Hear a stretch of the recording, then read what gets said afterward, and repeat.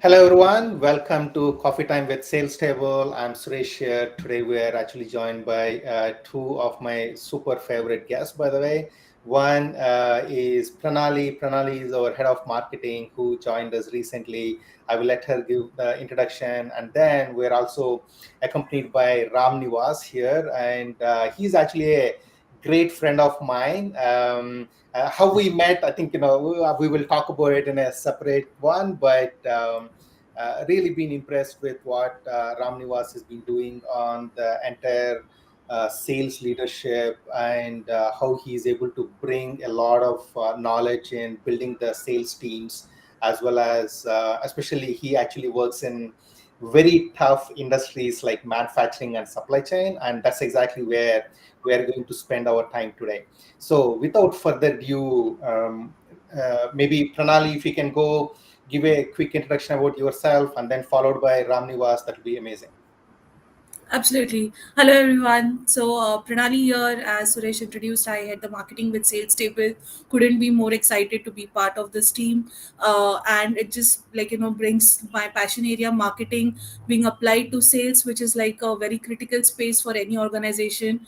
And talking about today's session, I couldn't have done this first webinar without anybody else like Suresh and Ramnivas. I think this is like the perfect stage for me to do this with the very first time. So super special, super excited, looking forward. Yeah, Ramnivas, over to you. No, absolutely.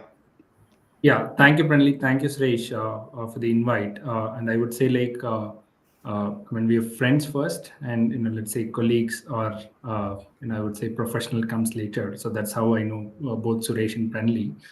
I work with Zwork Manufacturing. We are a Bangalore-based, or I would say we are headquartered in India. We are a startup that is into manufacturing. So think of us similar to Foxconn.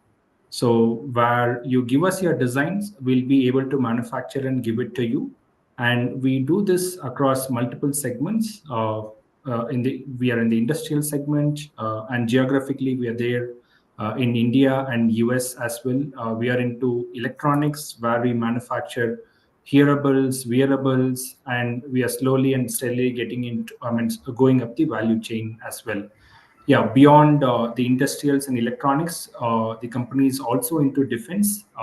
It is also into, I would say, commodity trading as well. Yeah, by and large, so at the end of the day, so manufacturing is exploding in India and globally as well. The supply chain is sort of getting realigned with the China plus one strategy, and uh, I'm not sure if it's too early to call, but I would also say that we are seeing signs of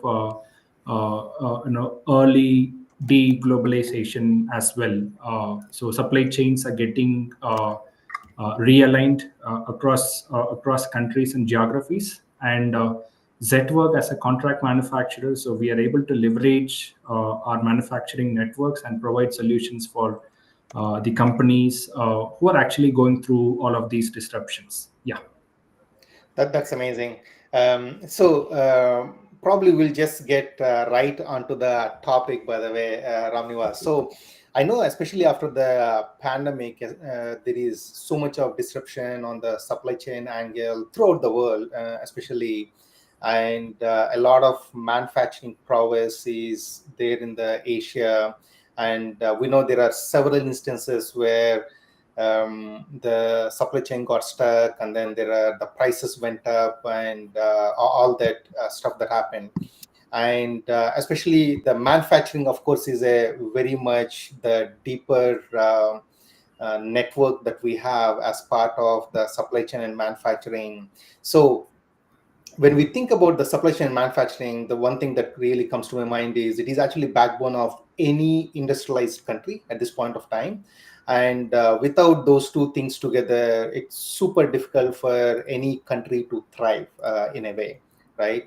So I wanted to probably give a little bit of sense of, I think, what you are seeing in the manufacturing industry and supply chain, especially in India, and how you are thinking really about sales that is really helping the companies and the strategies together.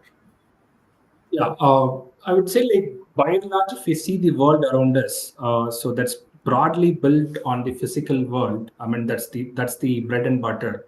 On the physical world, let's say all the IT, everything can actually work around.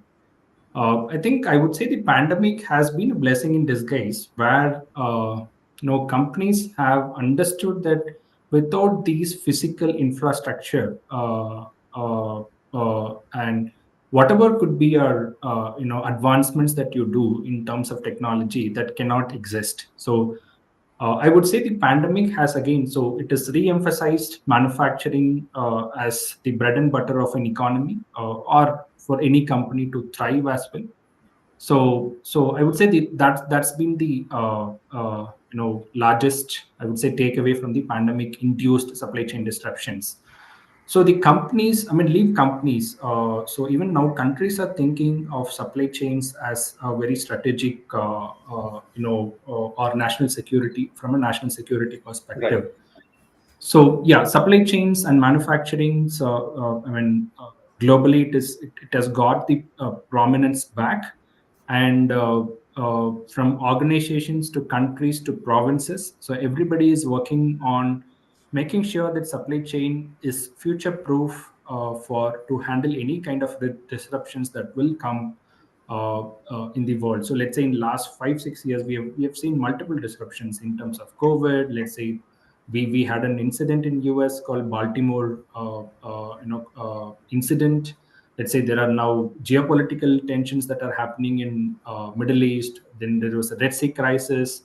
Then there is, let's say, leadership changes in multiple countries after elections, so which are again changing the way the countries look at supply chains, manufacturing, and global trade. So the key word is disruptions. Okay, so and disruptions is creating a lot of it is giving a lot of focus to manufacturing, and that's good for companies like us and people like me. Yeah, no, that's a great one. So one aspect where we always think about when it comes to disruption is, especially when we think about the sales cycles. I'm sure, I think, we're also talking about how has the sales cycles have kind of changed or moved previously from the pre-COVID to now. I think that's one top of the mind that everybody has, but more specifically, so to really get through the complete life cycle of sales is really where I want to make sure that I get some insights from you. So typically post pandemic, how are you, especially on the manufacturing and supply chain side of it, how do you really think of building the pipeline? Because especially I know for sure on the SaaS and the tech side of the business, nobody is picking up, nobody is opening emails, nobody is picking up the calls, so it is becoming super difficult to actually reach to the right, I would say, ICP or your target audience. So how do you see in manufacturing and supply chain that happening? Yeah. Just continuing from where I left, the prominence to manufacturing has improved. The prominence towards supply chains has improved post pandemic. So let's say pre-pandemic, I would say it was more transactional. The companies were more transactional in their approach towards other manufacturing organizations. So I would say post-pandemic, the transactional approach is not there from most of the customers that we work with today.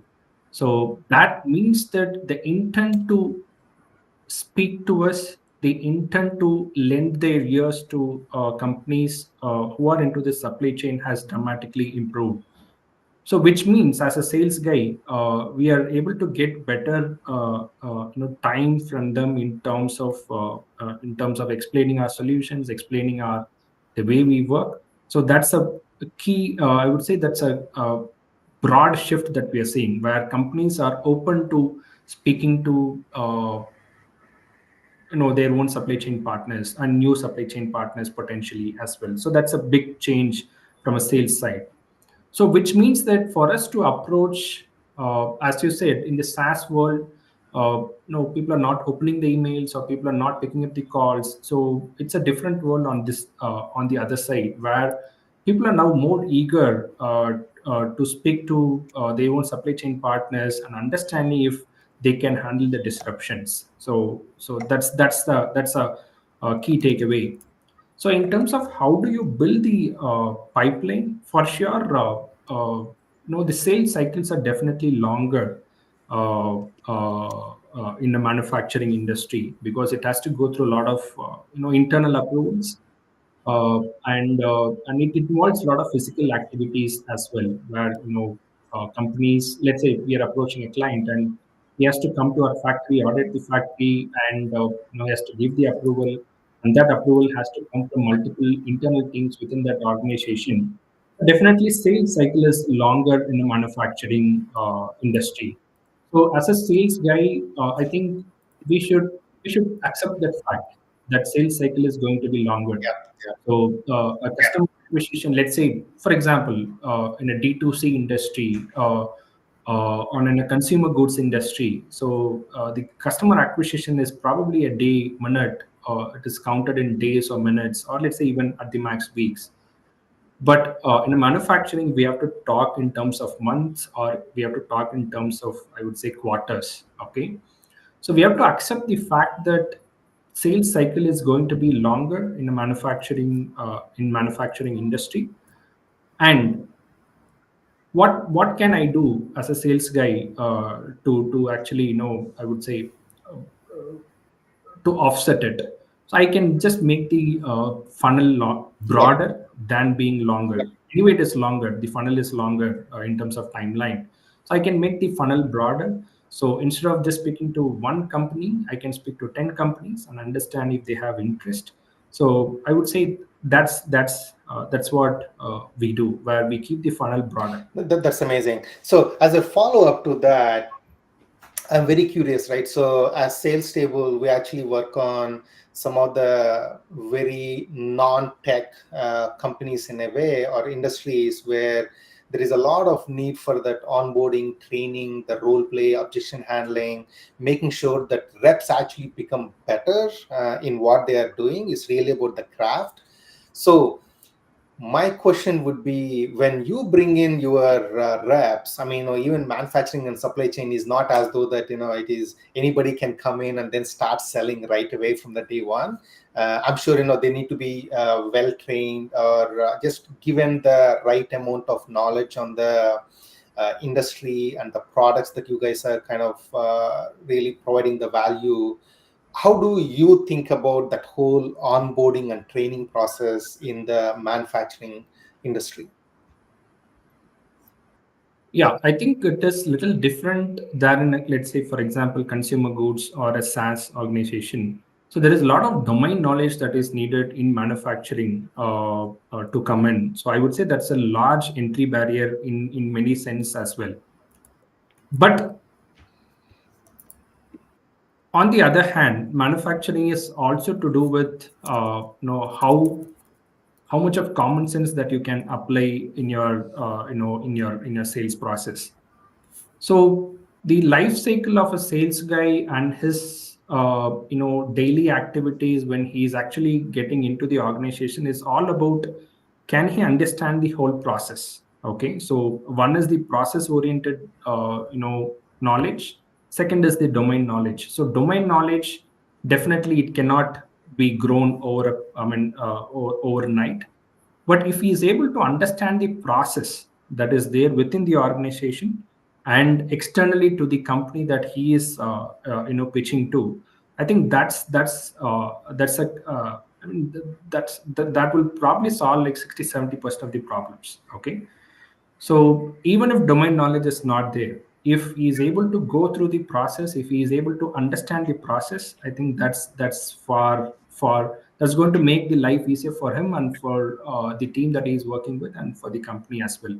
So I would say if he is able to understand the process, that's going to help you very well. That's amazing. So probably I want to double click on what you just said right now, which is through your experience, for example, when you built the sales teams in your previous companies, what did you learn the most about, let's say, the best ways or better ways to train onboard sales reps? Are there any kind of insights or tips that you can probably give to audience?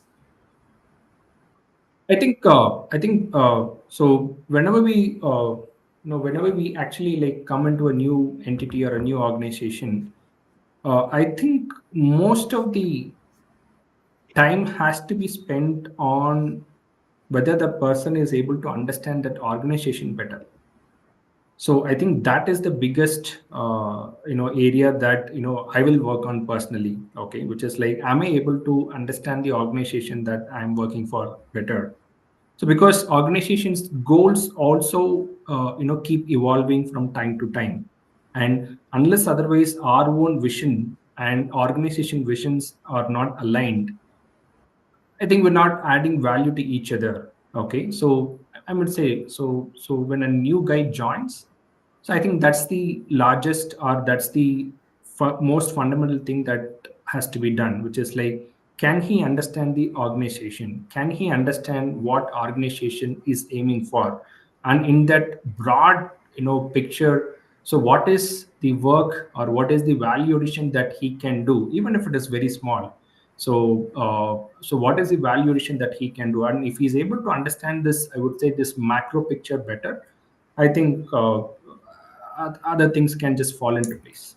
That's amazing. I'll say this. I think you are actually one of the category of sales leaders that I've spoken to, where they said, "Hey, we want to invest in employee or the sales rep onboarding and training," because I mean, clearly, I mean, there is nothing like a right or wrong aspect of it, but every sales leader has their own methodology, and then through their experiences and whatnot.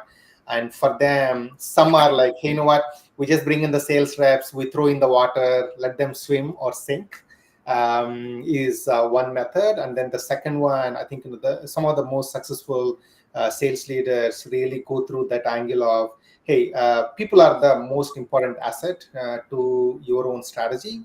So if they are not equipped with the right amount of knowledge, whether it is about the product, process, competitive understanding, the battle cards, whatever that is, then you are just leaving them for a chance, right? And especially in this economy, leaving them for a chance, probably I don't think any sales leader can afford to do that. So that's an amazing insight, Ram. Pranali, I know you have a few questions as well for Ramnivas. Probably I will let you take it from here. Suresh, thank you, Suresh. Ramnivas, I mean, knowing, having like, a little exposure in the B2B manufacturing space myself, I knew, I mean, it's pretty a traditional setup, like, especially when it comes to sales, we see it's all like, relationship based. How do you see technology playing a role in this entire reach out? As a marketer, obviously I'm more curious on that front. And also, if you can, like, help us give some insights in terms of the adoption as a salesperson yourself, being in the industry. Like, one is the whole digitization that has been there post COVID, especially. I'm sure the manufacturing guys are also, like, pretty much going and riding the wave. But then when it comes to the on ground sales teams, like, how is the team looking at the technology advances? How are they utilizing the tech support to better their outreach and conversions? So if you can just help us understand that. I think if, the day-to-day work of a sales guy is, I mean, to be honest, I would say, like, can he find customers? Can he find the potential Yeah. customers? And can he find the right person to reach out to in that potential customer? And he can he actually reach out to that customer? Okay, I mean, I would say that is the basic of a sales guy. I think these three areas, identifying the companies, identifying the person within the companies, and identifying, I mean, how do we communicate with that person? So I think everywhere technology is being Correct. used. Yes. Okay. So, for example, which are the companies that I would want to target? Okay. So today, a lot of AI solutions are there where I can just key in my target audience's profile. Okay, Or I can just tell what is the company that I'm currently working with and let AI tell me who could be the potential audiences for me. Absolutely. Yeah. Okay.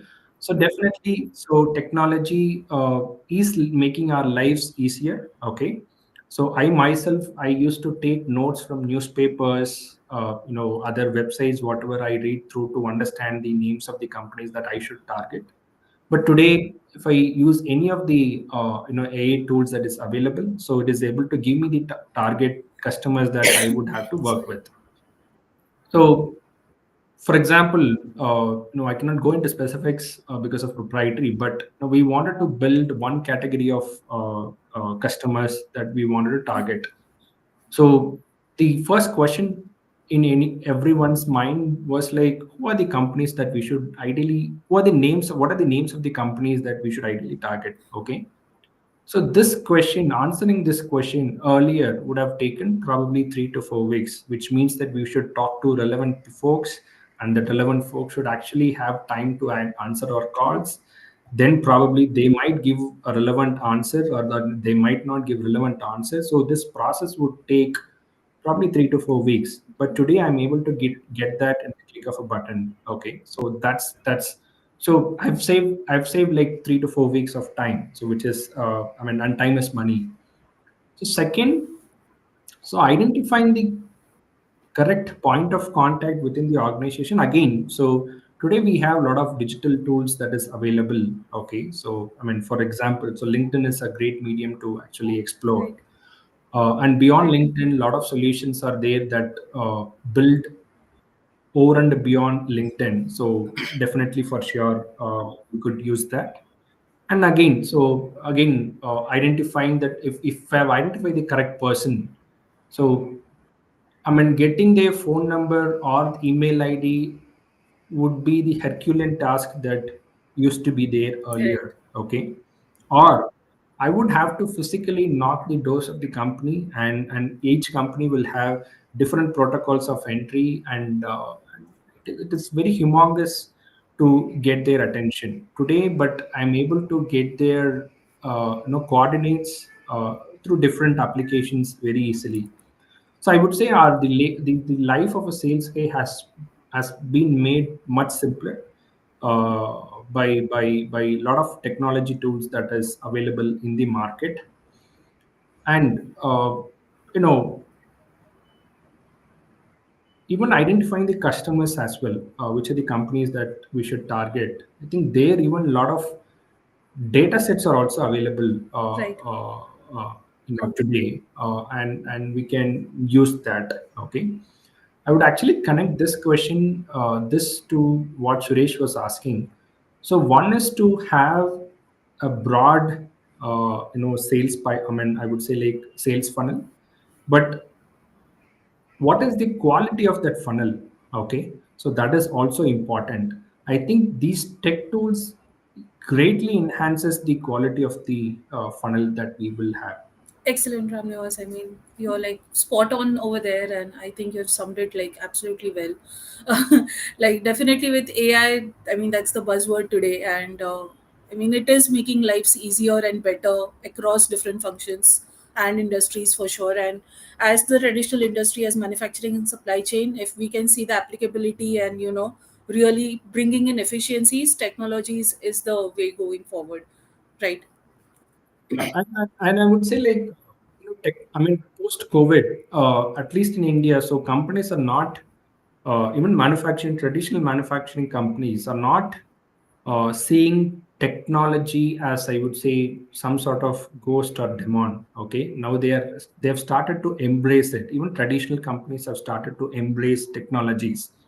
So when the word technology, let's say if it was 6 or 7 years ago in manufacturing, it would have ideally meant, can I buy better machines on the shop floor? Right. So can I buy better, I would say, drill bits on the shop floor? So these were the thought True. process that was there. But because of COVID and because of all other technological advancement that is happening, so there is a layer of, even within a manufacturing company, the physical layer exists at the shop floor. Okay, where again, so a lot of technological developments are happening, advancements are happening, but beyond this physical shop floor, there is a lot of tools that the companies have started to use, which are making their operations much better, and which are making them, much, I would say, like, much better in terms of cost as well. So companies today don't see technology as, I would say, like, as probably, third or fourth item on their agenda, but they see first on the agenda. So I'm not sure if you have seen it. So Larsen and Toubro, that's one of the largest manufacturing organizations. I would say, like, manufacturing and construction companies in India. So their own messaging has Yeah. changed. If you see their website, they have changed from manufacturing to tech enabled Yes. construction. So now everybody is saying, how can technology improve their operations? So manufacturing companies, they have started to embrace technology in a very big way. And I would say India as a country, I mean, I think we have, because of the IT systems and because of the IT ecosystem that is there in the country, and the necessity of those IT systems have been emphasized because of this COVID disruption. I think people are embracing technology like anything. That's what I can say. Yeah. Absolutely. So one quick thing on that, Ramnivas. So these basically going back to I started my career with Robert Bosch, Bangalore, by the way. Yeah. Even though I'm on Okay. the software side, but I know the Myco Bosch especially had a lot of tech that they were looking at. But to your point, it was really like either it is ERP or MRP. Those are, I mean, when we talk about the tech in the manufacturing, it is really about the planning of the resources or the material. But that's really it, right? But now I think we are coming to a point where every department within these manufacturing companies, whether it is about the operations, finance, and sales, marketing, now everybody is getting their own tech stack. In Correct. that sense, I think that's, I'm sure that's what you were alluding to, because Yeah. previously, if you had to really go out and say, hey, you know what, I need to know the, let's say, manufacturing or our customers in 5 million to 50 million dollar range, or crore range, whatever that range is, and then in, let's say, northern India, southern India, whatever that is, it's a Herculean task, right? Yes. You have to go by the list, and then you need to manually check and everything. But now with the, I mean, I'm sure there are multiple tools. Zoom Info and Apollo is something that we use, for example, very often. I'm sure there are everywhere the localized tools. But the point really is that has become much easier, Correct. but that is also making it very complex because everybody else have the same tools, right? Agreed. Agreed. But I mean, even in the absence of these technological tools, okay, still those manufacturers used to approach the same customers, right? That world was still there. Okay, so that doesn't change the competition. Amazing. That's amazing. Hey, I think we it, want it that way. yeah. So the tools is available with everyone. How smartly one actually puts it to your use is where the game changer really lies. I mean, I believe that. So, Yeah, uh, maybe you have other questions, maybe, Pranali. yes. So, one quick thing, since we have spoken a lot of the internal side, Ramnivas, if you can just help us understand, how amidst all these things, you as a salesperson set the right balance in terms of, or setting the realistic client expectations. On one hand, like the team always have such high sales targets, but then obviously the actual sale is complex, and there are demands that the clients has. So all put together, it becomes like a little tough situation to manage. So what's your take on this? Yeah. Yeah, I think there has been a lot of change in the perspective from the client side of how they look at supply chain partners like us. Okay, So as I said earlier, it was more transactional. Today it is not transactional. Okay. And they also understand, which is like to get a new partner for them, and Yeah. the partner has to understand the company and the company has to understand the partner, and that is going to take a lot of time. And changing the supply chain partner is going to be disruptive not only for the company as well. It is for even for their own customers. It is going to be disruptive. So today companies are less transactional in their approach towards their supply chain partners. So I would say the expectations from the customers are not sky high. Okay. When they talk to different manufacturing partners. Okay, so that's I would say again, as if I go back, because of COVID, because in COVID they lost a lot of supply chain partners. So they also want to now make sure they whatever supply chain partners that they have, they are taken care of. Okay, so that their own company survival is not in question. So today expectations are not sky high, friendly, to be honest. But as a sales guy, so from my perspective, I also do not want to see the customer as a one-time, I would say, transacting partner. So I would want the customer to be with me as long Right. as the both the companies exist. So I am also thinking from a long-term perspective when I approach a customer. So, which means that I am not setting sky high expectations that would be delivered from my side in the first instance that we work with. Okay. And because both the sides are not expecting sky high requirements from each other, so if we are able to do the basics well, which is like we're able to decently deliver the job in time in the quality that customer wants, I think we're okay. Okay. Both the sides will be very happy. That's excellent. I mean, yeah, that's a fair point. So I think, I mean, the people do understand that it's a collaborative ecosystem.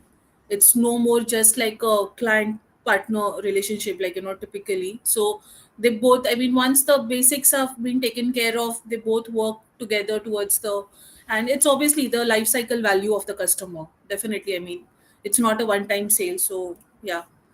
So but then just sticking there, like, when it comes to, again, see, all these are high value deals, like, with my little understanding, again, there are price fluctuations, especially if you're talking about supply chain, right? So I mean, how effectively, again, like, while we understand that, customers are also equally appraised in terms of these scenarios and stuff, but then still, when it actually comes to handling these scenarios as a salesperson, because you are the front end into the relationship, right? You handle the account and stuff. How do you really manage communicating these kind of fluctuations across?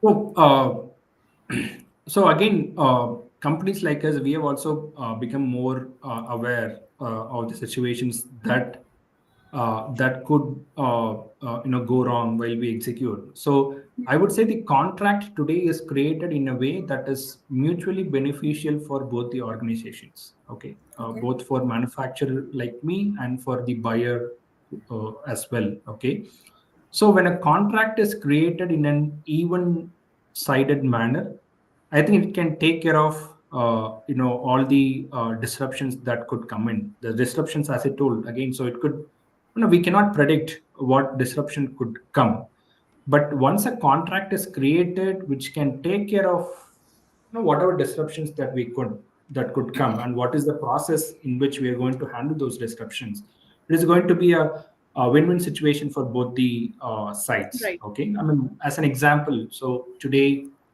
uh, uh, in a manufacturing organization, the cost is actually divided into the commodity cost and the overheads. Okay, so since commodity cost is not in anybody's control, today we create contracts which says that commodity prices are actually indexed towards some indices. So when if it is an international contract, it is a London Metal Exchange. If it is an Indian contract, we have a lot of indices in India. Right. So I would say the contract creation is where we make sure that we create a template which can handle disruptions, and the template can also let you know the process by which the disruptions would be handled between both the organizations. Great, Ramnivas. Thank you so much for these insights. Over to you, Suresh. I mean, you can take. Yeah, no, that's a great insight. I mean, by the way, I never knew about the indices and how you do those contracts. So, thanks for the insight, Ramniva. So, hearing from you, the one thing that I'm thinking through is these typically when we think about the supply chain and especially on the manufacturing side of it, the regulatory aspect of it, the quality of aspect of it, I'm sure is pretty critical because I'm sure I know from car point of view there are about 100,000 parts that actually make a car. So as a manufacturer, it's not just about saying that, hey, you know what, this is my small parts or 10 of the parts that I'm supplying, but you are actually responsible for that much bigger safety angle and everything. So how does that play a role in terms of how you talk to your customers in terms of the regulatory compliance or maybe even the quality angle of the products?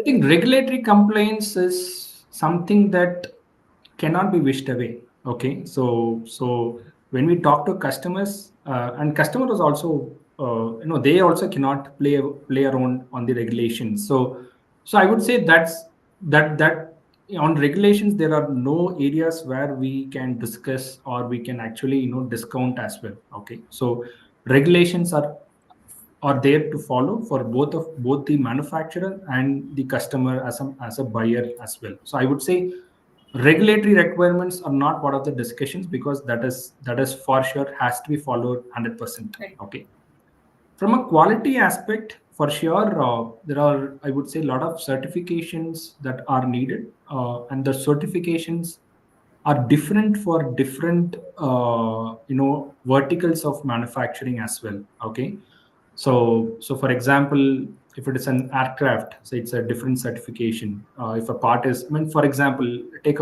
a screw. So if that screw is going and sitting in a car, that needs different certification. And if the same screw is going and sitting in an aircraft, that needs different certification. Okay.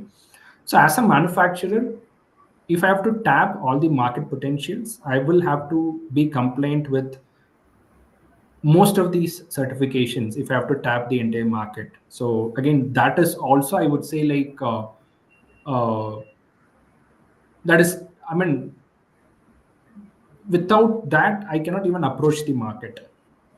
So So that's a very interesting thing. So especially I think on the quality and the regulatory aspect, I think what you were saying is it's basically a table stake. It is given, and without that, I mean, there is no point in even yeah, probably outreaching to yeah. your customers. Yeah, for example, let me make sure. Let's say if I'm exporting something to US, okay, I will have to comply to all the regulations that are there, from, let's say, Customs and Border Protection in US. Okay, and can I actually negotiate on these regulatory requirements? No, I cannot negotiate at all. Okay, and so that's why I say that these are areas where there are no discussions at all.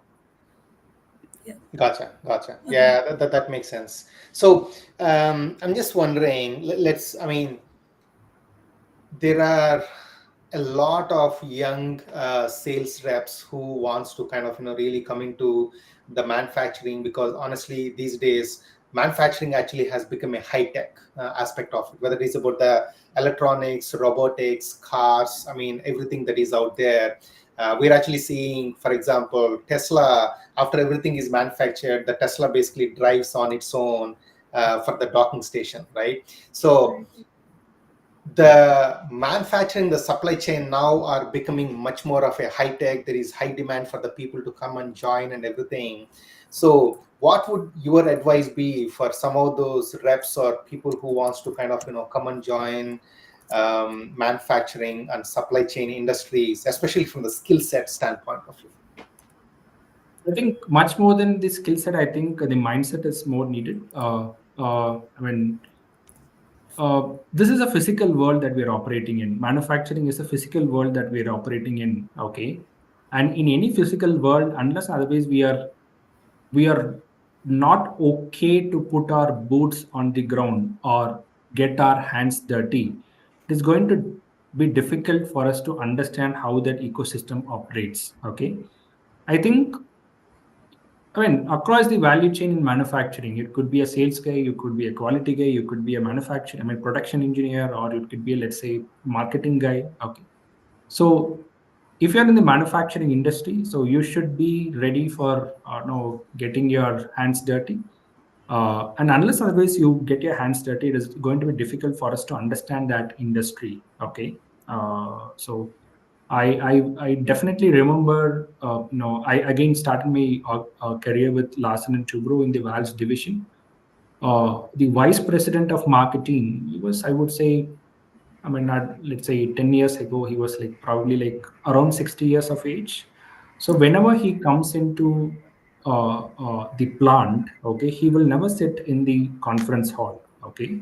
So he will leave all of it, roll up the sleeves and come into the shop floor and look at what is happening in the shop floor. Correct. Okay. Because he says this is more important than what actually happens in the conference hall or in the discussions in the conferences. Okay. So I think we will have to, from a mindset, you will have to I mean, you will have to come in with the right expectation that you will have to get the hands dirty. And physical world, it is definitely not a laid back uh, you know environment. It is very demanding physically as well. So I think that mindset is needed. Okay. But once you have that mindset, okay, all you need is just common sense to survive in this manufacturing industry. Okay. It could be any technology. Okay. It could be like robotics. It could be what, I mean, on one side you have a lot of electronics and integration that is happening with mechanical systems. It could be anything. Okay. uh, but if you have common sense, you can survive in this industry. That's amazing. Hey, common sense is the key. I That's a motto for now, Yeah. right? No, I mean, looking at the time, Ramnivas, I mean, probably a last question from our side would be 2025, especially. I think, a lot of sales leaders, they have, I mean, everybody has mixed feelings about what 25 could look like. Again, to exactly the same reasons that you talked about, whether it is about the geopolitics or the economic situation and all that. What would be your advice for some of the sales leaders who are probably just got promoted, or they just kind of, really started in their sales leadership roles? I mean, how do you kind of, really give them a perspective in terms of how to think about having a framework for the execution in 2025? I think my answer would be more inclined to the environment that I operate in, which is India. Okay. So, I mean, by and large, if you see the happenings across the world, okay. So over last five to, I mean, I would say even last, even from the 2008 crisis, financial crisis, okay, India has been a very stable country from an economy perspective, okay. I mean, but for the disruptions of 2008 or 2020 or whatever it is. So I think we have been a very stable economy, okay, and the consumption in India is actually growing, okay, and so the market is going to just keep enlarging, okay.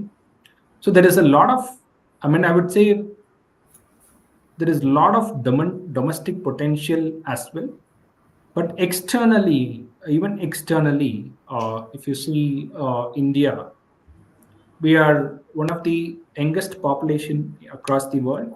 Okay, we are also a country that is okay to actually adopt technology, and and there is, I mean, globally as well, because of a lot of factors like, let's say, China plus one, and let's say even whatever US is trying to do against China, or trying to rebalance itself against China. So these are all creating enabling environment for India to grow, even externally as well from a manufacturing standpoint. Okay. So, you know, so both internally and externally, so we will have favorable environments. I mean, definitely disruptions are going to be there, and I don't think, and there is always a, I would say, the invisible hand of economics that is going to operate. Okay, that invisible hands is going to say wherever there is efficiency, you should go there. Okay, and I think if you're able to be efficient, if we are able to be cost conscious, I think in whichever environment that is going to be there, I think we can survive. That's amazing. Hey, you know what? There are a bunch of things. At least I learned from today's discussion. Ramnivas, really about the disruption. I guess is a big thing that happening everywhere. And you talked about just mindset over the skill set. I think that's going to be a very important thing for people to operate in the industry. And then again, I think lastly, that the whole aspect of the stable economy and making sure that you follow the opportunity seems to be the right thing for the sales leaders.